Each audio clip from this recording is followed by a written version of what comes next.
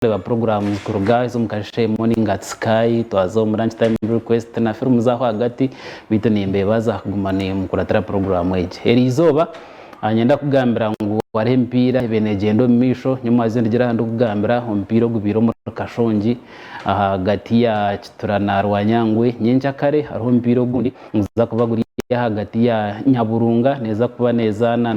na Bweza Nyaburunga neza kubeta ire ntunga harakasero mbaketa ntunga muko muri Kitura mbako bazandeho mpiro mu tayibwa Christmas Cup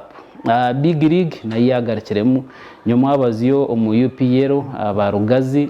bagwire draw nabambare Heroes bwanyuma yo kwa pointinga coach Narashi Orabenatenika club ya ihangari ya England Thomas Tuchel gare never agere yagira ngo kumwa pointinga England cyamanyisa ngo aba coach abangereza hine bikubaburamu za kubereba qualifications bwanyuma ya AFCON kugira ngo zibe group match day hwire coach wihangari ya Botswana aragireyo no bare bataka qualifyingire group ya 2 points mukaga nanda ku resigninga kugira ngo bamutwaraza kubi kuri yo muihanga mu Uganda Citizens Premier League tuine mpire kuza kubaho nanagambiro gwa Rogazi na Mbare Heroes 1-1 gwa Police na Express oguhire 2-2 nyenja kare umurumbara harikacheka stadium ariho mpiro gwa Mbara City yankorera Lions amwe na Kitara FC muza kubaho hashaha 10 twenda gumantu bugamba ho bingi bitu tubanze twirikanje turebe abantu banyaburunga hamwe na Kigando tayibwa Christmas Cup mwe bare munonga no gumana murebe mpira twamanyisa ngo mwamwine league zanyoko ni manko haro mpiro guri mu Rwizwera hariho Ibasco United taking a place muri Banda babushenyi bari mbete bekanza region western region kuza kutandika 2019 nendijo yona ekikuru no kutipingaho tukahika ha ground tukakavaringa mpire jo kandi tukamanyisa nihanga hebiri kugenda mu misho ntwenda kubanza ngira ngo tubanze turebe ukace mpiro gwaha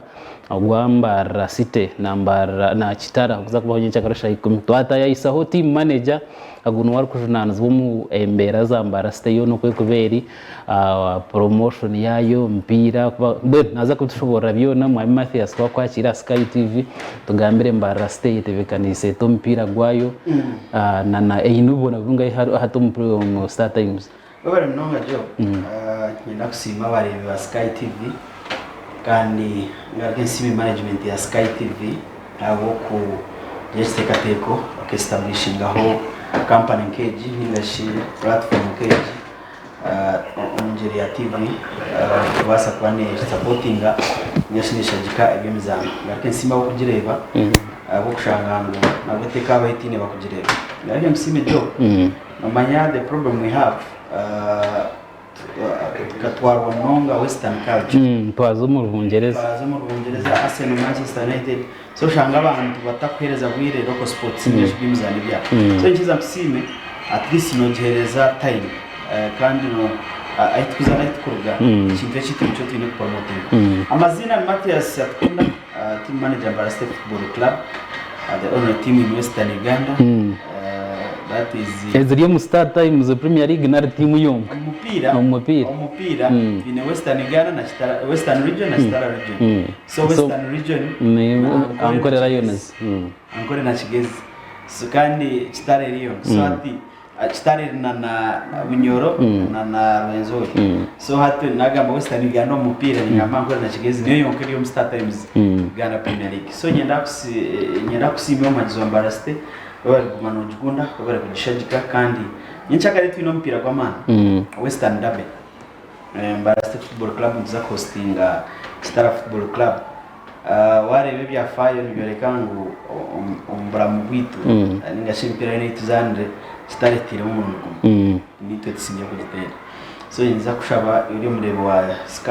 akundo by'umupira magira Mbara State nyenchaka renja kacheka stadium base kuba no tushajika omo season katwanze tugari kukache 2018 2019 mukine hati coach wa Kitara Brian Senyondo tukarebaho omipire yaza ndiho katakaterirwa hambara Star coach tarwabe namdera kacheka kandi ko kugaruka henye mijo season iri kuza kwa Mbara State ni yaremise Kitara kutware chikopo bayima yo kugitera goro eri kuri yo muri hoima so nogira ngo eri izoba haruho cyaho nyinshi akare baza umushayi na revenge bazagarukamo kugira ngo mukagera message ko point akari kitara yagere kiyakora nari abahagize runda kubahamiza ngo mbaraste neza singo mbirogo mpira kwa nyesha kaitu be sports melt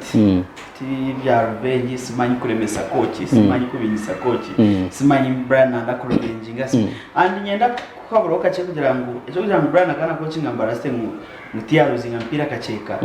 it was the club, it is the club, not an individual. No maya a club is bigger than anybody. Itakuwa mbatukoro. So chukira mkochi Brian akana coaching ambaraste deria ya kora record kakorwa club. Watching. So the record the career club and we still boast of it. To Simsa. Mpira kwa ncha kaiti it's a derby. A derby.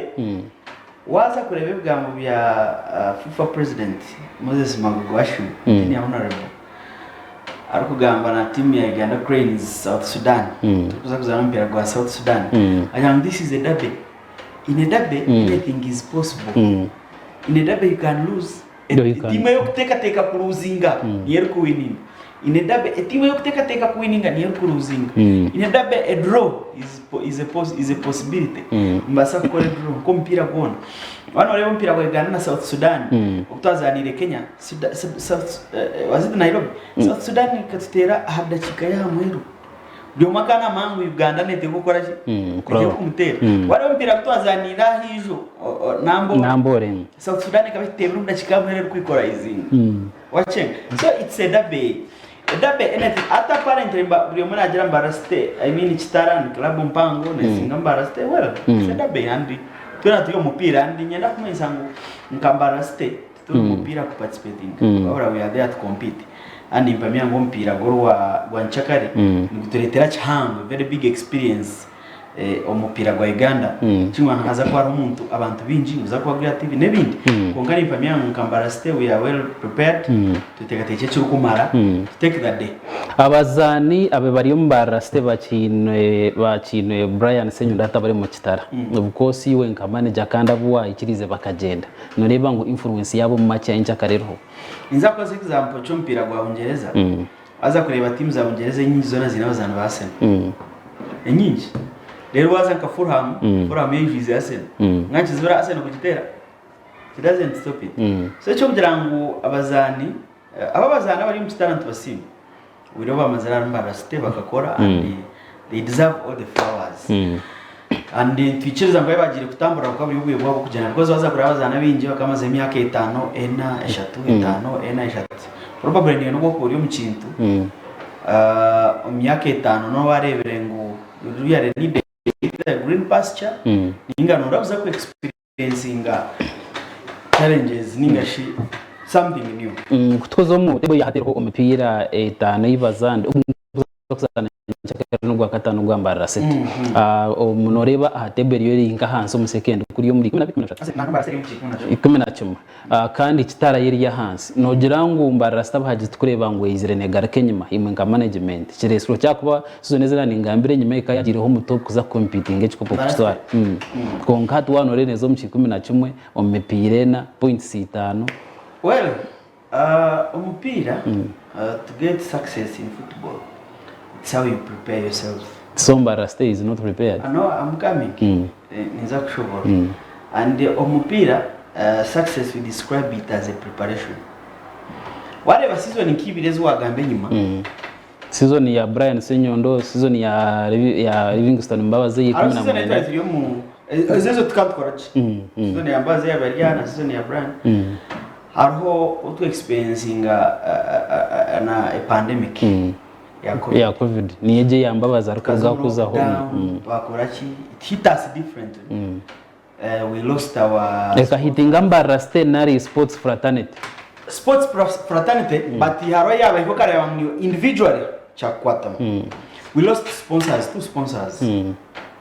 nango mwaka chinga completely tiaga ka market then abuirobo kutwaruzinge sponsors chat affecting imyaka nkebiri but now I think we are prepared well but we can say we have a sponsor premier distilleries and Fresco supermarket So we have the best coach in this country. If not on the continent, Charles Livingston Mbabazi hariho abari kugira ngo is a business minded person coach aho bakumwetera kasente. One time you call him here, you see the not you the manager. You see the response. I'm not his spokesperson. But I can ever tell you that Mbabazi is home. Hata aliyomuka. Mbarasi tarinkai aliyomuka. And I believe, given the fact that there are some changes, he will settle. Kandi naza kukora. And kandi tuina masiko mingi kugira ngo he will lead us to greater heights. We have a good team which is ready to compete. We have a good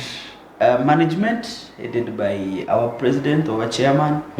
Honorable Mwinempaka, and our chief executive officer, Honorable Mushabe. And we have good players. I think this season we are prepared. We are prepared. Abasahajizi bitu ni bashaba mutumusereze nibaso kutambika kubi ngumyankore nagira kuri kubanzita kwero. I believe a bad ending makes a good ending. Hariho version y'abahagizi namunonga bambara site nyenda kubuze by'abantu bakwana bagamba na bakwenda kumanya answers mbara site akugira ngo chairman wayo ni honorable kandi impaka turiyo tuza umusizone yo makuru kujana mebwa kuzaho abahagize mbagira ngo aho bararebe mbara site ya resurrecting akukiro kwebirere imo management mwene mu program yo kugira ngo okwere ne garike nyuma no kubanza kuyihamura abantu the next year kagaruka echo kubanza ebintu bakabigambana no mbara site barelegate tukazombigirike ngwa mbara site ngato mugigagize ngo banze barelegate neza kwa promoted 2025 and we said no. Mbarase doesn't belong to Big League. We need to come back immediately. Which means we disapproved those people. Mbarase FC is not a political entity. It is on sports merit. In any case, it's a business club. Involving in selling and buying players, making profit. That's why we charge on the gate. It is an individual-owned club. Yes, it is an individual-owned. It's term politics. Honorable. Ya term parliament Mbarase netaro no ekatanga term parliament. That's one. Secondly, the job nande booming ya bari mukaru no. For us we want performance because ntumanya dividends ninga shama go bagari mupira and that's the route we are taking. So echo jangu maybe honorable nande banze their own politics no? Because we believe omupira time is a factor. Aho kuzavyo tate chikatu chikore tuti then turinde chya tuchikore kosha nchakare umupira gwire mpoko akoraje bwa kusiga. So it's not a political actually wankoraje kuchimbuza negatushikira ringe Mbarase FC is not political. Ivyo tuyabo mupira kokwemerera kinanyenda kubuza hekindi hariho nabirenye naha foro twareba Mbarase itwe abumbyaro mbagerageza ko kubana ureba KCCA bagira ngo Ejin Kampala Capital Authority niyo owning project council ha White House na nabantu bambara leadership na Mbarase yo nebegitranga kugira ngo Ejin baje owning ne Taro I'm sorry to say abo kuba even nakacheka ituzanda shashura zanda mumpira nitishashura so eshukore kangu hariho a very big gap ahabebembeza bipine save for honorable mpaka abandi ba mayor ba chairman na ba kansala nabandi hariho big distance hagati yabo n'ibyo mpira kunogera ngo bakabire bari bo mpira ringa bari attached to football kacheka bakabe mbajuriza binja for football ngano boli nkaho nchakaraza mu moreko turi ngaho nchakaraza mu mpaka zo kugari turi ngaho nchakaraza mu mpaka zo kwiruka so shikoma isangu Mbarase kacheka imwe amajita mutindo neza gabikoreje nangu mbwenu to make it clear between attachment na state leadership na district leadership nogira ngo okuremwa kwa Mbarase kugira ngo either ino academy Mbarase leadership yakachebezina nabandi ino leadership ina academy y'empira nari ine club nare ine nkatimu ye kugira ngo Ejin ye yayo ne yabantu ne ya leadership tuchikore to mutindo gumpira Mbara yona site itari FC Mbarase kugira ngo agaraka hansi ati job president ndakugambira for example ko muri Mbara yona kugira ngo honorable mpaka no kusinga yo sente zo kuto umupira ngo aine nyingi ngeshagine nateka no umupira konka umupira it is passion because umupira no basopta funa amagoba gamanga tuduka munoza kuza hari yoguze umwazi balance mpira no safuza mu myaka 5 urukora roses but guje paying at any time so there is that passion hatshi umuntu raza promoting ato mpira even when number stay aberi yachayire kuzana ngachaka roko konezana na kitara takare bome yango ayizere kureba just kwagera kumwe no sentence ngo kwije kwagera mpira mwahagira mbarasa ninga timu yakora nakora ki nayenda so passion abembeza twine bakunda mpira unajya ngumbarara site nka site twine bamwine mpaka nkabashatu nito twabire kikambara twabintu bumi ngombe pira two agarunya mtiyobora yakibiro wabire nezindi na hato mu region ene serenge ne kwate so kunoja katwire bamwine mpaka nkabashatu tukabe twino mupira umurumbara gutungukire nito abakwegomba kamparo mbye mpira barubije bakabishanga mbara league Uganda Southern Premier League nyumwaziyo tubento gamba ha South mpira gwa Uganda na South Sudan gwo kugira ngo abahagize bashimka mbaze na gutwabe twinaho mu Uganda rwa katano kugira ngo support mpira gwa bigora nambore abantu abanya Uganda barimbarara abiji bakabata kumanya ngo mpira goro imwe nkambarara site umuntu mugezo mutakureba ngo buguruka ceka umuntu wisingiro umuntu wa ahokora noria umuntu wa muri mbara nawe yatunga vuba kugira ngo mbara iwajya ngo nerekera ankore umpira guri yayija gurebe echo kubanza nike kindiye nikora buri muntu weno ratureba no atakuma echo watchkora towards the last yes that is also awareness konka we use media mainstream and social media promote kwa advertising mpira yani nga media TV radios n'ibindi social media WhatsApp Twitter Facebook n'ibindi we use drives kumayisa abantu kwaruki ogotara WhatsApp tari ya TV tagura radio tumtera mu muzindare gena negamba ngo mpira kozere chiko abahagizi no tumweto muzanwe 12 nempa jimpango a performance ya club mchai one of them mpira wegana na South Sudan recently gwa Nambole was full to the capacity kandi nimbamya mchikahereza rhythm abaye bari mchai performing better no manya ori nko mu ring orukurwana katereste bakafutera kakwa kuka hura abantu bakugira ngo job yimuko cinama no mubasa niyo no urajo tkonka shi amana gotingini konka sha abantu abandi muhagize wonye abandi nyima hati yo shara mubyo tumwe niyo kanye yiho misho mferere bahi abenyima hatugira niko kura game newa ngo abazambi bayibazaje abahagize hato shanga umuhagize na pushinga extra mile